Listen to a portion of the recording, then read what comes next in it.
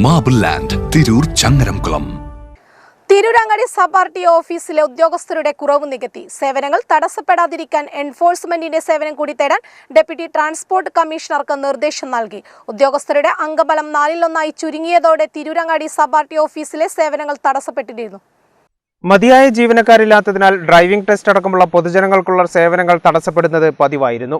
Driving test, വാഹനങ്ങളുടെ fitness പരിശോധന എന്നിവയടക്കം തടസ്സപ്പെടുന്നതായി നവംബറിൽ ചേർന്ന ട്രാൻസ്പോർട്ട് കമ്മീഷണറുടെ യോഗം വിലയിരുത്തുകയും ചെയ്തു. ഇതിന്റെ അടിസ്ഥാനത്തിൽ ഇത്തരം സമയങ്ങളിൽ സേവനം തടസ്സപ്പെടാതിരിക്കാൻ എൻഫോഴ്സ്മെന്റ് ഉദ്യോഗസ്ഥരുടെ സേവനം കൂടി ഉറപ്പുവരുത്താൻ ട്രാൻസ്പോർട്ട് കമ്മീഷണർ ഡെപ്യൂട്ടി ട്രാൻസ്പോർട്ട് കമ്മീഷണർക്ക് നിർദ്ദേശം നൽകി.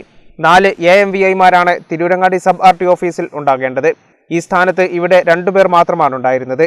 ഇതിൽ തന്നെ ഒരാൾ അവധിയിൽ പ്രവേശിക്കുക കൂടി ചെയ്തതോടെ പ്രതിസന്ധി രൂക്ഷമായി. AMVI തസ്തികയിലെ ഒഴിവ് നികത്തി കഴിഞ്ഞ വർഷം തന്നെ പൊതുസ്ഥലമാറ്റ ഉത്തരവ് പുറപ്പെടുവിച്ചിരുന്നെങ്കിലും കേരള അഡ്മിനിസ്ട്രേറ്റീവ് ട്രിബ്യൂണൽ ഉത്തരവ് റദ്ദാക്കി. പൊതുജനങ്ങൾക്ക് സേവനങ്ങൾ തടസ്സപ്പെടരുതെന്ന് ചൂണ്ടിക്കാട്ടി ചെറുമുക്ക് നാട്ടുകാര്യം കൂട്ടായ്മ ഗതാഗത മന്ത്രിക്കും ട്രാൻസ്പോർട്ട് കമ്മീഷണർക്കുമടക്കം പരാതിയും നൽകിയിരുന്നു. ഇതിന്റെ കൂടി അടിസ്ഥാനത്തിലാണ് പുതിയ നടപടി.